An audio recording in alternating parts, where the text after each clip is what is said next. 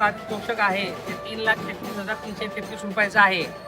तर तुम्ही सर्वजण 7 थर लावून जर ही दहीहंडी आमची मानाची फोडणार असाल तर यावेळेचा मान मी तुमच्या पवनपुत्र गोविंदा पथकाचा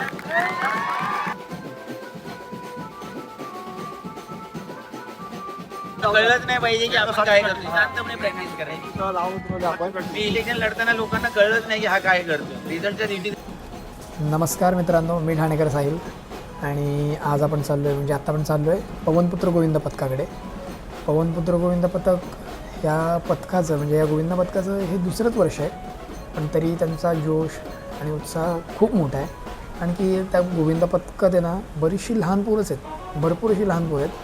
जास्त पण अशी मोठी मुलं नाही आहेत. जेवढी मोठ्या गोविंद पथकांमध्ये किंवा वेगवेगळ्या गोविंद पथकामध्ये जेवढी मोठी मुलं असतात ना तेवढी नाही आहेत गोविंद पथकामध्ये. आणि ह्या म्हणजे गेल्या वर्षी त्या लोकांनी सगळीकडे ना 6 थर लावले प्रत्येक ठिकाणी. म्हणजे जिकडे जिकडे ते चोरहंडीला वगैरे जात होते त्या ठिकाणी त्या लोकांनी ना 6 थर लावले. आणि ह्या वर्षी त्या लोकांचं ध्येय आहे, त्या लोकांचं लक्ष आहे की 7 थर लावायचं आहे. तर आता आपण त्यांच्या सराव प्रारंभाला सर्वात पहिले जाऊया आणि या छोट्या मुलांचा म्हणजे या छोट्या गोविंदांचा उत्साह कसा आहे ते आपण बघूया.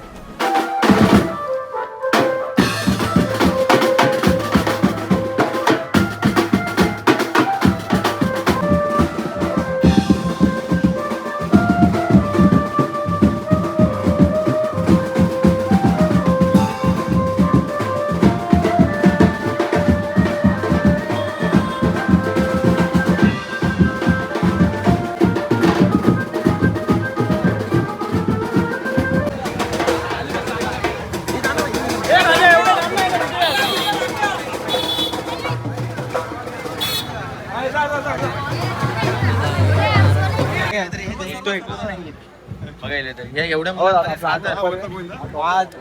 वरचा एक का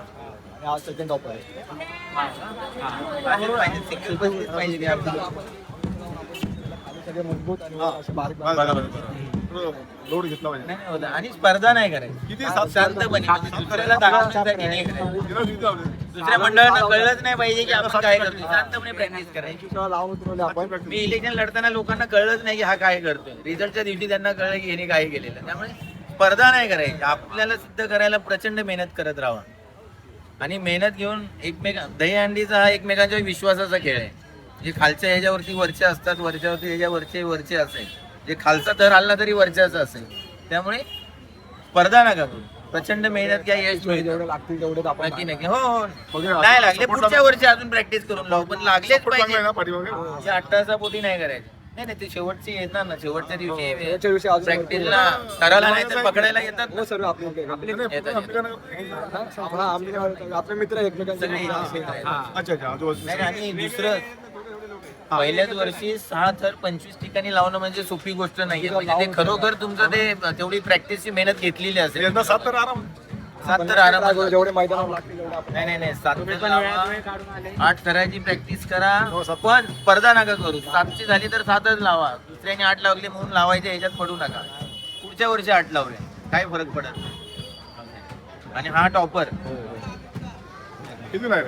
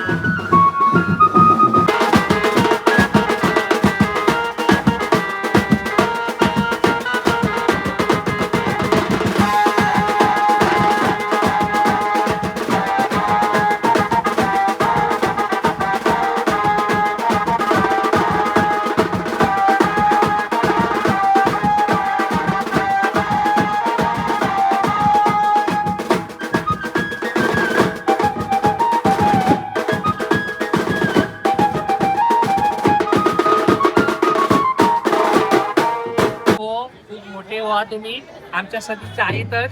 सन्माननीय अविनाश जाधव साहेब आता येऊन गेले, त्यांनी तुम्हाला शुभेच्छा दिल्या.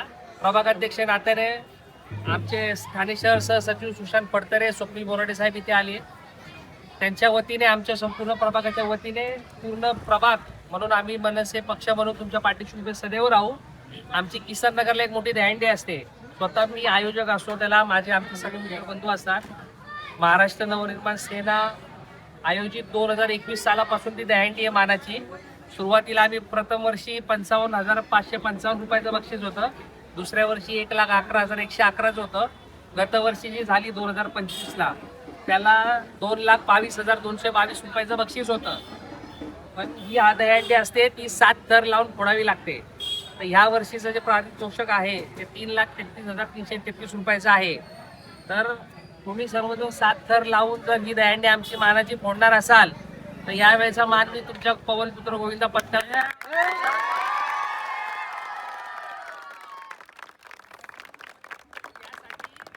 सराव तुमचा चांगला कसून करा. कुठल्या लहान गोविंदा पथकांना काय दुखापत नाही होणार याची काळजी मोठ्या तरुण मुलांनी पण घ्या. ठीक आहे. बाकी मग या वर्षी आमची 5 सप्टेंबरला आहे ना दहीहंडी. दहीहंडीच्या दिवशी किसन नगरच्या मुख्य नाक्यावरती मोठी दहीहंडी असते.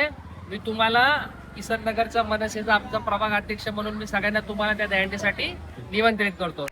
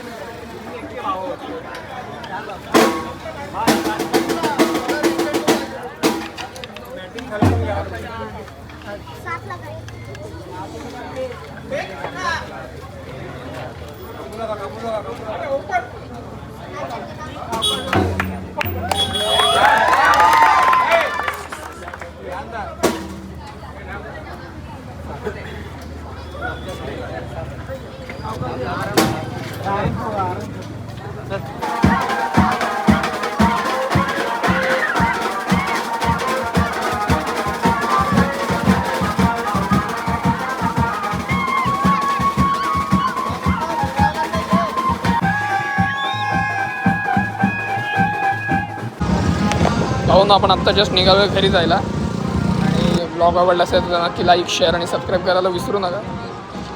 भेटू नवीन एका ब्लॉगमध्ये, नवीन एका गोविंदा पथकासोबत.